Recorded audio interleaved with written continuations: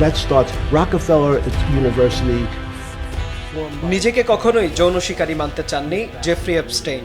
2011 সালে new York পোস্টকে দেয়া এক সাক্ষাৎকারে তিনি বলেছিলেন তিনি যৌন শিকারী নন, নিজেকে একজন সাধারণ অপরাধী হিসেবেই দাবি করেছিলেন জেফ্রি। কিন্তু বাস্তবতা ছিল ভিন্ন। 2019 সালের 10ই আগস্ট নিউ ইয়র্কের একটি কারাগারে বিচার শুরুর আগেই রহস্যজনকভাবে মারা যান এই ধনকুবের। তার বিরুদ্ধে তখন আনা হয়েছিল মানব পাচার ও অপ্রাপ্তবয়স্ক মেয়েদের যৌন নিপীড়নের গুরুতর অভিযোগ। 1970-এর দশকে ডাল্টন স্কুলে গণিত ও পদার্থবিদ্যার শিক্ষকতা দিয়ে কর্মজীবন শুরু করেন। বিশ্ববিদ্যালয়ে পড়াশোনা শেষ না করলেও তার মেধায় মুগ্ধ হয়ে এক শিক্ষার্থীর অভিভাবক তাকে পরিচয় করিয়ে দেন ওয়াল স্ট্রিটের এক বিনিয়োগ ব্যাংকারের সঙ্গে।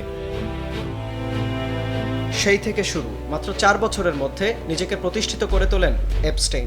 1982 সালে গড়ে তোলেন নিজের company J Epstein and company. একসময় তার প্রতিষ্ঠান বিভিন্ন অংশীদারদের $1 বিলিয়ন বেশি সম্পদ ব্যবস্থাপনা করছিল। তীক্ষ্ণ বুদ্ধি আর যোগাযোগ দক্ষতায় তিনি বনে যান মাল্টিবিলিয়নিয়ার। এই সময় বিশ্বের প্রভাবশালী ব্যক্তিদের সঙ্গে তার সখ্যতা গড়ে ওঠে। 2002 সালে নিউ ইয়র্ক ম্যাগাজিনে তাকে নিয়ে ডোনাল্ড ট্রাম্প বলেছিলেন তিনি জেফকে 1 দশকেরও বেশি সময় ধরে চেনেন। তাকে দারুণ লোক বলেও প্রশংসা করেছিলেন ট্রাম্প।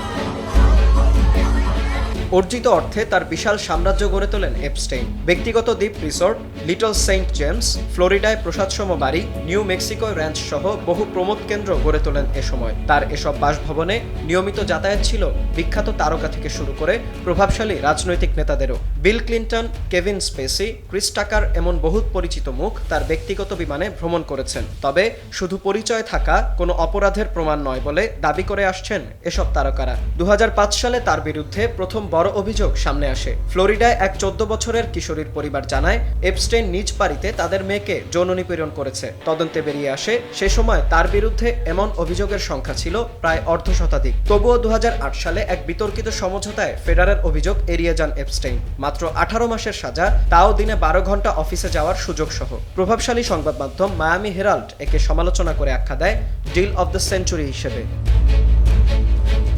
এরপরেও তিনি ছিলেন আজীবন যৌন অপরাধীর তালিকায়। 2010 সালে প্রিন্স অ্যান্ড্রুর সঙ্গে তার ছবি নতুন করে বিতর্ক সৃষ্টি করে। পরে এক ভুক্তভোগী অভিযোগ করেন কিশোরী বয়সে তাকে প্রিন্স অ্যান্ড্রুর সঙ্গে যৌনতায় বাধ্য করা হয়েছিল। এমন আরও নানা অভিযোগ ও বিতর্কের পর 2019 সালের জুলাইয়ে নিউ ইয়র্কে আবারও গ্রেফতার হন এপস্টেইন। এবার বিচার শুরুর আগেই কারাগারে তার মৃত্যু হয়, যা নিয়ে আজও বিতর্ক রয়েছে। এপস্টেইনের মৃত্যুর পর গ্রেফতার হন তার ঘনিষ্ঠ সহযোগী ও সাবেক প্রেমিকা গিসলেন ম্যাক্সওয়েল। 2021 সালে তাকে মানব পাচার সহ 5টি অভিযোগে দোষী সাব্যস্ত করে আদালত। 20 বছরের কারাদণ্ডে দণ্ডিত হন ম্যাক্সওয়েল। এদিকে মৃত্যুর 6 বছর পর 2025 সালে এপস্টেইন সংক্রান্ত নথি প্রকাশের আইন পাশ করে যুক্তরাষ্ট্রের কংগ্রেস। এরপরেই একে একে প্রকাশ্যে আসে তার ভয়াবহ অপরাধ জগতের লোমহর্ষক চিত্রগুলো।